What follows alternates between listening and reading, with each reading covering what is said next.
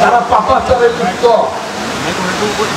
দিছে পানি দিছে, তাদের কাছ থেকে সতর্ক থাকবেন,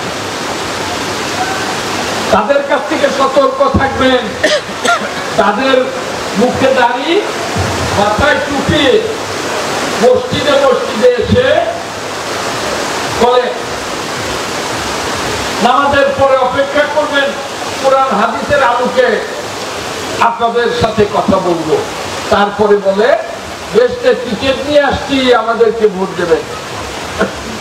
এই ধরনের পাপাচারে তারা লিপ্ত, তাদেরকে আপনাদের চিহ্নিত করতে হবে, বিভ্রান্ত হওয়া যাবে না।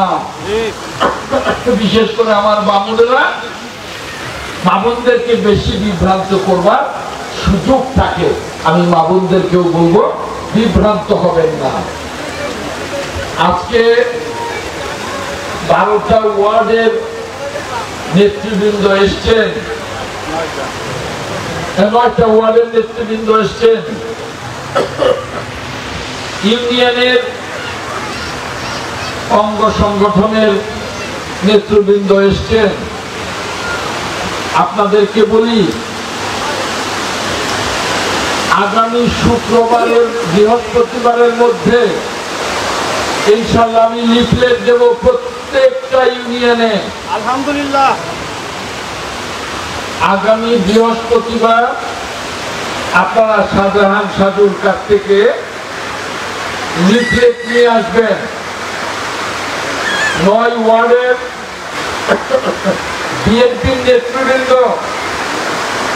আপনারা যুব দল, ছাত্র দল, কৃষক দল, শ্রমিক দল, মহিলা দল এবং উলামা দল, এদেরকে নিয়ে আপনারা 3টা করে টিম করবেন এক একটা ওয়ার্ডে। স্বেচ্ছাসেবক দল 3টা করে টিম করবেন, এক এক টিমে 10 জন, 15 জন, 20 জন, 30 জন, 40 জন, 50 জন, 60 জন থাকতে পারেন, অসুবিধা নেই, বেশিও করতে পারেন টিম। ওই লিফলেট নিয়ে প্রত্যেকটা বাড়ি বাড়ি যাবেন, লিফলেট দেবেন, মা বোনদের কাছে ধানের শীষে ভোট চাইবেন, মুরব্বী যুবক ভাইরা সকলের কাছে ভোট চাইবেন। একটা কথা বলে রাখবেন নেতৃবৃন্দ,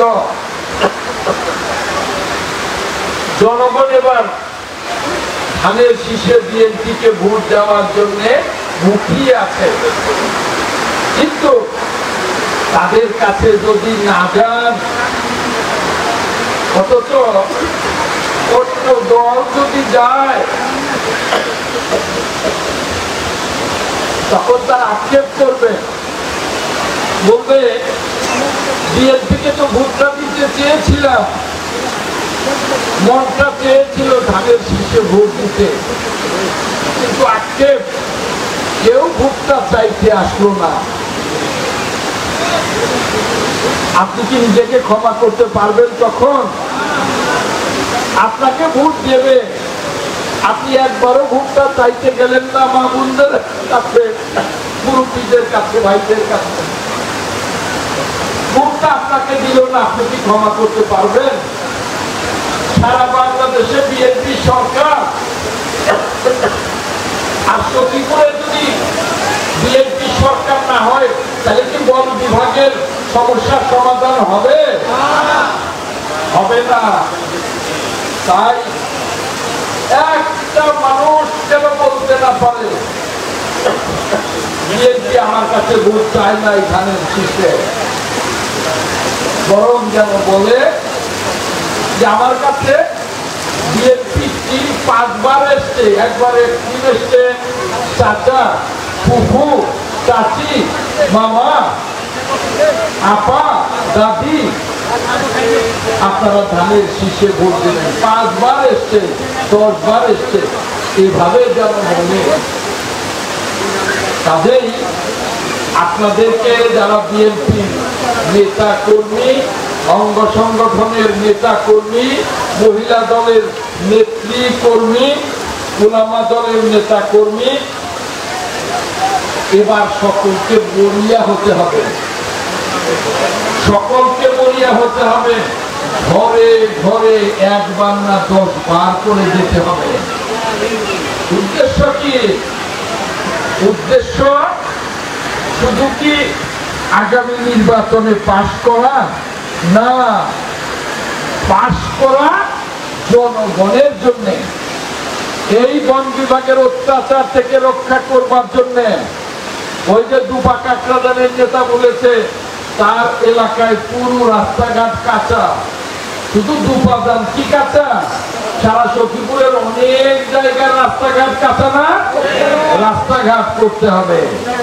গত 17 বছরে এই ফ্যাসিস্ট আওয়ামী লীগ, ফ্যাসিস্ট হাসিনা শুধু ছাত্রলীগ ছাড়া কাউকে চাকরি দেয় নাই।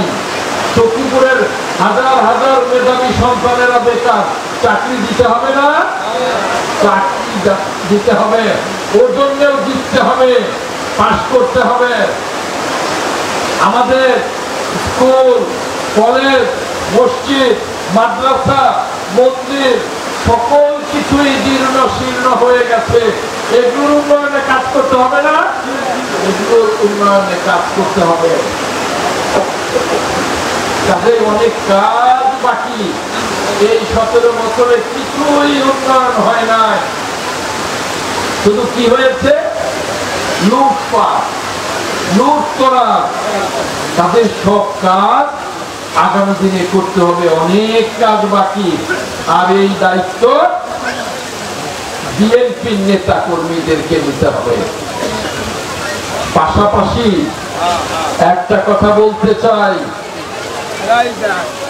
কোনোভাবে যেন আমার কাছে কোনো অভিযোগ না আসে বিএনপির কোন নেতা কর্মী কোথাও চাঁদাবাজি করেছেন, কোথাও দখলবাজি করেছেন, কারোর সাথে খারাপ আচরণ করেছেন, কারোর জমি বাড়ি নিয়ে ছিনিমিনি খেলেছেন, আমার কাছে যেন কোনো অভিযোগ না আসে।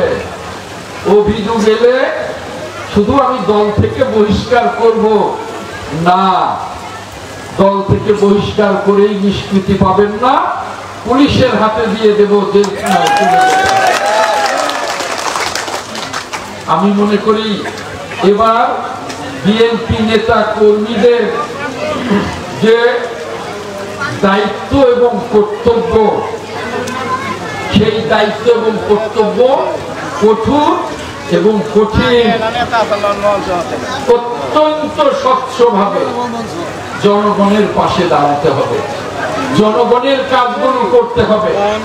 5 বছর পর এইভাবে সমাবেশ করতে এলে জনগণ যাতে বলে, আজম ভাই আপনি 5 বছরে যা করেছেন, আপনার দল বিএনপি যা করেছে, আপনার ভোট চাইতে হবে না, আমরাই ঐক্যবদ্ধ আপনাকে ভোট দেবার জন্য। আর স্লোগান দিও না।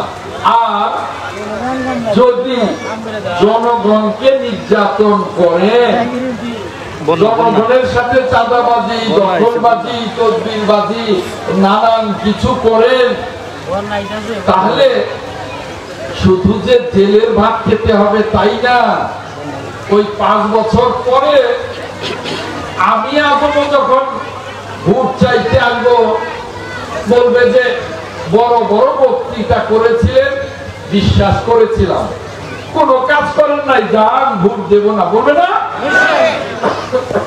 হ্যাঁ, আমার নেতা দেশনায়ক তারেক রহমান বলেছেন, একেবারে অভ্যুত্থানের পর থেকেই বারবার নেতা কর্মীদের হুঁশিয়ার করে বলেছেন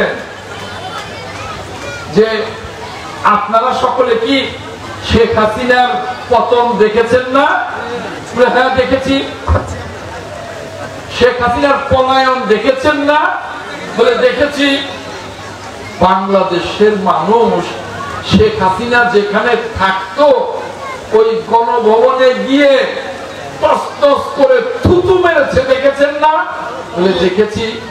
বলে শিক্ষা নেন, শিক্ষা নেন। জনগণের সাথে যদি প্রতারণা করেন শেখ হাসিনার চেয়েও পরিণত হবে, কাজেই সাবধান হয়ে যা। আমাদের নেতা দেশনায়ক তারেক রহমান তিনি কিন্তু স্পষ্ট হুঁশিয়ারি দিয়েছেন। তাই আমার নেতা কর্মীদেরকে আজকে আমি যেমন অনুরোধ করব তেমনি হুঁশিয়ার করব, আপনারা আমার কথা অক্ষরে অক্ষরে পালন করবার চেষ্টা করবেন। কোন অনৈতিক কাজে যাবেন না, দখলবাজিতে যাবেন না, চাঁদাবাজিতে যাবেন না, তদবিরবাজিতে যাবেন না, সালিশে যাবেন না, সালিশ করে মানুষের ক্ষতিতে যাবেন না। যদি আমি শুনি তাহলে আমি কিন্তু জনগণের কাতারে দাঁড়িয়ে আপনাকে দল থেকে বহিষ্কার করে জেলে পাঠিয়ে দেব, পরিষ্কার করে দিলাম। পরিশেষে বলতে চাই, ইউনিয়নের সভাপতি সেক্রেটারি ওয়ার্ডের নেতারা যে বক্তব্য রাখলেন, অনেক জায়গায় অনেক পদ খালি হয়েছে, অতি দ্রুত আশা করি তাদের বক্তব্য তাদের ওয়ার্ড নাম্বার রেকর্ড করে রেখেছেন, অতি দ্রুত তাদের ডেকে ওই পদগুলোকে পূরণ করে দেবেন, যাতে করে ওই ওয়ার্ডগুলোতে কাজের কোনো অসুবিধা না হয়। আমি এটা দেখতে চাই যে আপনারা ইউনিয়ন থেকে যথাযথ দায়িত্ব পালন করেছেন। আজকে অনেক মা বোনেরা, অনেক নেত্রীরা এসছেন, খুব খুশি হয়েছি, আমার মনটা ভরে গেছে। আজকে যেমনি এসছেন, যেমনি এই প্রচন্ড গরমে আমি কিন্তু অনুভব করেছি আমার ভাইয়েরা, আমার মুরব্বীরা, আমার অভিভাবকরা, আমার যুবক ভাইয়েরা, আমার ছাত্র ভাইয়েরা যেমনি গরমে একেবারে অতিষ্ঠ, আপনারা তার চেয়েও বেশি গরমে অতিষ্ঠ। কারণ আপনারা অনেকেই হেজাব পরে এসছেন, আরো বেশি গরম লাগে, আপনারা অনেকেই শাড়ি পরে এসছেন, এতে আরো বেশি গরম লাগে। তবু আমার কথা শোনার জন্য ঘন্টার পর ঘন্টা অপেক্ষা করেছেন। আমি আপনাদেরকে সকলকে ধন্যবাদ জানাই, কৃতজ্ঞতা জানাই। পাশাপাশি আমার মুরব্বীদেরকে, যুবক ভাইদেরকে,